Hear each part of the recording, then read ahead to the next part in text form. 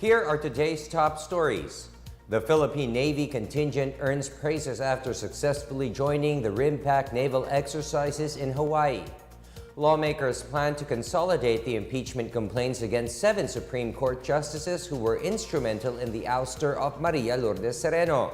Tourism officials clarify that parties and events in Boracay will be regulated and not banned as the public awaits its reopening in 2 months. And consumer groups urge the government to intervene with the impending increase in power rates. Good day, I'm William Theo. Welcome to the PNA Newsroom.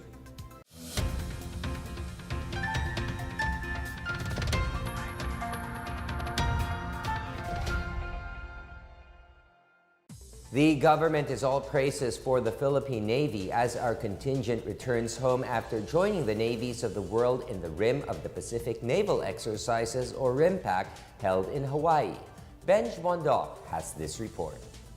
The Philippine Navy contingent to the RIMPAC, the biggest joint naval exercises with the U.S. Navy Pacific Fleet, has returned home. Defense Secretary Delfino Lorenzana led the welcoming and awarding of the contingent upon its arrival at Pier 13, South Harbor, Manila on Monday. The Navy deployed the strategic sea lift vessel BRP Davao del Sur, frigate BRP Andres Bonifacio, an Augusta Westland helicopter, and around 700 personnel for the 3-month war games. The Navy believes that the exercise has improved friendly relations with other foreign navies, as well as their confidence in their capabilities. I still stick to that belief that the Philippine Navy has been neglected for the past decades because of our problems in insurgency, in problems in land. That for some reason, it's only now that the Philippine Navy is garnering the kind of attention that it does. Lorenzana says RIMPAC proved that the Philippine Navy is more than capable of patrolling the country's vast maritime territories.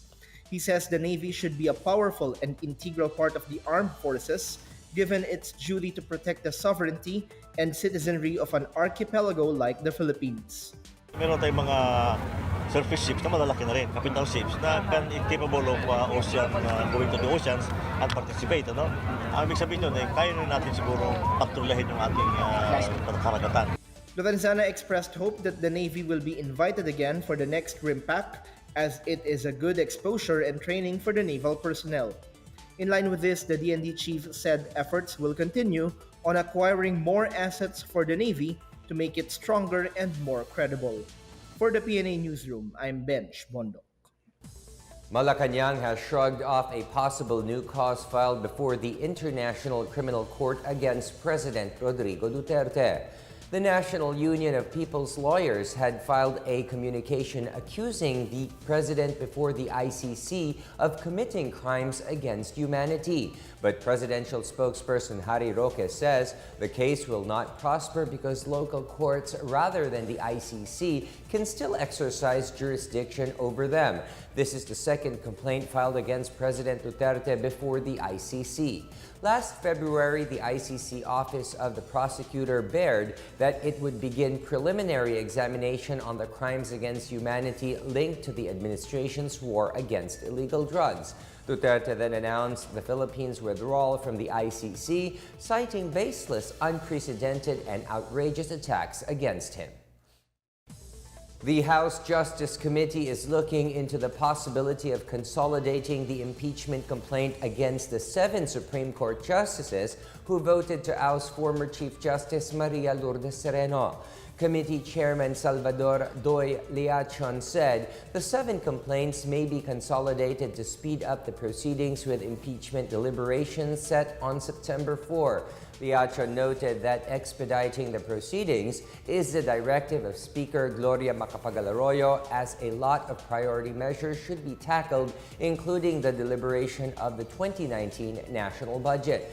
Opposition lawmakers filed impeachment complaints against the 7 SC justices for alleged culpable violation of the Constitution and betrayal of public trust.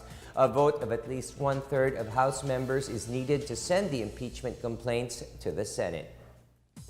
The House Committee on Agriculture says it will investigate the inefficiency of the National Food Authority to address the country's perennial rice problem. Committee Chairman Jose Panganiban noted recent reports of soaring rice prices in Zamboanga, as well as the weevil infestation involving over 100,000 sacks of rice. Panganiban said he has already ordered the NFA and the Department of Agriculture to explain the incidents. Meanwhile, House Appropriations Committee Chairman Carlo Nograles challenged NFA Administrator Jason Aquino to act on rising rice prices and the shortage of NFA rice in the market. Nograles said a large spike in rice prices in Cagayan de Oro has been discovered. He said the NFA has slashed the supply of NFA rice in northern Mindanao and diverted it to the Zamboanga Peninsula to address the rice crisis. Local oil companies have implemented another hike in pump prices Tuesday morning. The oil firms made separate announcements indicating the upward price adjustment would take effect at 6 a.m. on August 28. The price of unleaded gasoline increased by 10 centavos per liter, diesel by 60 centavos, and kerosene by 45 centavos. This week's upward price adjustment was described as very marginal, even as diesel consumers are expected to feel the brunt of the increase. The price hike is being attributed to movements in the global petroleum market. Still to come, the Department of Finance submits for approval the remaining tax reform packages to Congress. Tourism officials clarify that parties and events will be regulated and not banned with the reopening of Boracay. These and more when the PNA Newsroom continues.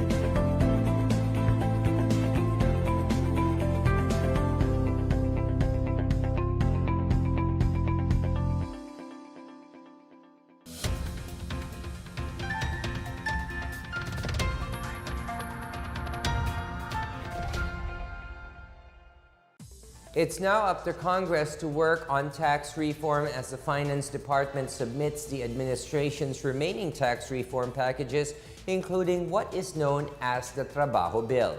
Miguel Hill tells us more. The Department of Finance has made good on its commitment to submit to Congress the remaining packages of the Duterte administration's comprehensive tax reform program.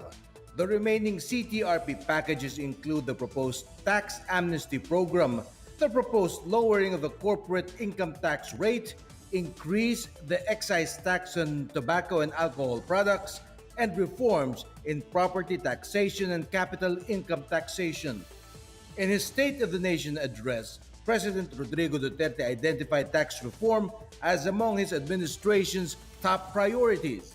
Finance Secretary Carlos Dominguez III said he is hoping the Congress could pass Package 2 and the rest of the CTRP packages before the end of 2018. As for Package 2, the House of Representatives already concluded the technical working group meetings that consolidated 12 similar measures and inputs under House Bill 8083, also known as the Tax Reform for Attracting Better and High-Quality Opportunities or Trabajo Act. Both the House Committee on Ways and Means chaired by Congressman Daquila Castro Cua and the House Committee on Appropriations have reported out the bill last August 9. House Bill 8083 is set for plenary interpellation and second reading when the House resumes session after the one-week congressional break. For the PNA Newsroom, I am Miguel Hill. The Department of Information and Communications Technology will seek aid from the United Nations Development Program or UNDP to deliver free Wi-Fi internet service throughout the country. The DICT stressed that government should take the initiative in building the necessary infrastructure in communities that are not prioritized by telecommunication companies. The national government is allocating 280 million pesos to provide free Wi-Fi connectivity in 112 state universities and colleges nationwide under the proposed 3.75 trillion peso budget for 2019. Another 1.16 billion pesos has been earmarked for the installation of over 10,000 free Wi-Fi hotspots across the country. The DICT is also considering to award a third telecommunications player within the end of this year.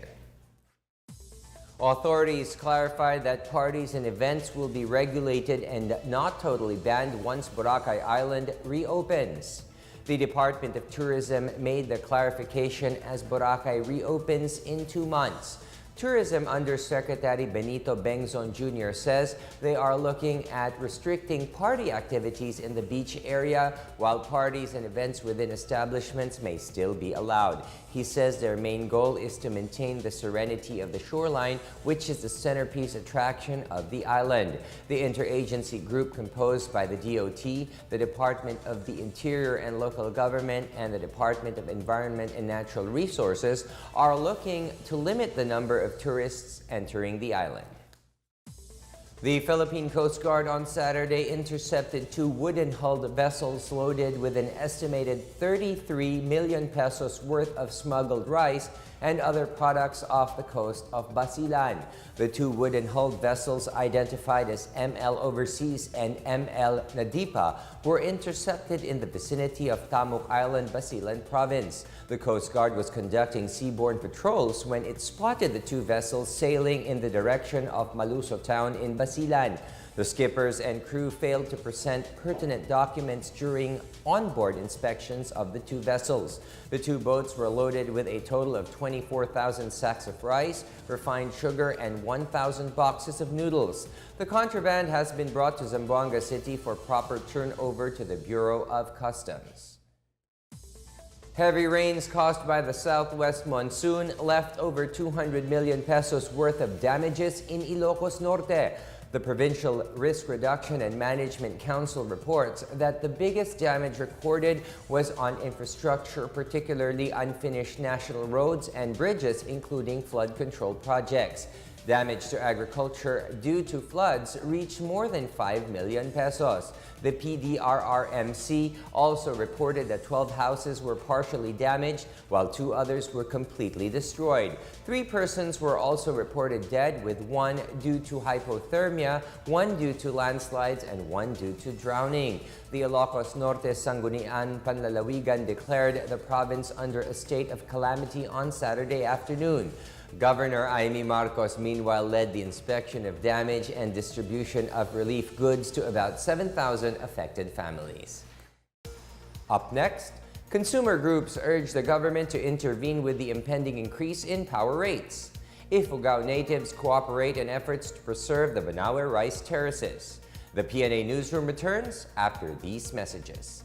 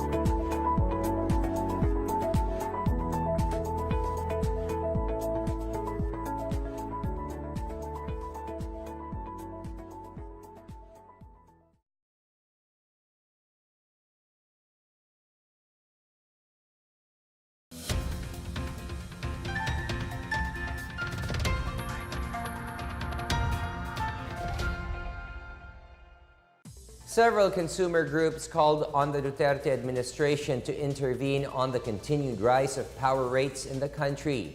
This after Meralco filed a new petition to increase its charges for the years 2019 and 2020. The Power for People Coalition has called for the shift to more affordable and safer energy for everyone's health. For his part, Sanlakas Secretary General Aaron Pedrosa expressed the disappointment of Meralco customers over high electricity costs. Meanwhile, Bayan Muna Representative Nery Colmenares revealed an agreement between Meralco and Antimonan 1 which will drive electricity rates higher. The consumer groups are considering to hold protest rallies against Meralco's power rate hikes. The Philippines picked up its 12th bronze medal courtesy of karateka Junatsuki in the women's under 50 kilograms event of the 18th Asian Games in Jakarta, Indonesia. Suki pulled off a victory over Thailand's Pawina Raksachart, the 2017 SEA Games silver medalist in the battle for the bronze match. Suki lost to Uzbekistan's Bakrinizo Babaeva in the first round, but won against United Arab Emirates' Haura Alamchmi, which gave her a shot for the bronze medal. Chinese Taipei's Gu Xiaoshu Huang won the gold medal. The Philippines had earlier won another bronze medal from Penchaksilat courtesy of Cherry May Regalado. Regalado tallied 444 points among 6 competitors in the women's singles final. In our continuing coverage of the Asiad, Gilas Pilipinas loses their chance at an Asian Games medal after bowing to South Korea 91-82. South Korea scored a comeback victory at the fourth quarter as the team made good on second chance shots, while Gilas began piling turnovers in the rest of the second half. Ricardo Ratcliffe made 30 points, 14 rebounds, 4 assists, 1 block, and 1 steal for South Korea. Kim Sun-hyung and Hyo Il-young each added 17 points. After a dismal first half, Jordan Clarkson fired 19 third-quarter points en route to a 25-point performance for Gilas, which was relegated to the lower bracket, where the team can finish as high as 5th place. The Banawe Rice Terraces is facing degradation due to neglect and the ravages of time. To save the 8th wonder of the world, the people of Ifugao province strive to preserve its rice culture and promote their native handicrafts. Maricor Zapata has this report. The Banawe Rice Terraces is often called the 8th wonder of the world. It has been known to be a product of handiwork, carved by the hand by the natives' ancestors around 2,000 years ago to plant rice for daily sustenance. Today's Ifugaos preserve the unequaled beauty of the Highlands wonder, still by handiwork. Some native farmers continue to plant the tinawon, an indigenous rice variety that has a long growing period of 9 to 10 months. To sustain the family's needs, they produce wood-carved items such as woven fabrics and the native scooter. The Save the Ifugao Terraces movement has developed programs to encourage local farmers to continue planting the tinawon rice. In Banawe alone, about 500 rice terraces have been abandoned due to outmigration and the gradual destruction of the terraces' walls. To preserve the terraces, the local government hires other farmers to prepare, plant, and manage these. Meanwhile, the Department of Agriculture has allotted funds for the conduct of a survey of the existing rice terraces in Ifugao to know how much needs to be restored and how much tinawon rice can still be planted at the terraces, perhaps to even boost the country's rice production. The results will help in the preservation of the terraces and the continued production of the native tinawon rice. With the combined efforts of the locals and the national government, the 8th wonder of the world will continue to lure people from all over the world. For the PNA Newsroom, I'm Maricor Zapata. Let's now check out the weather forecast for Metro Manila and the rest of the country.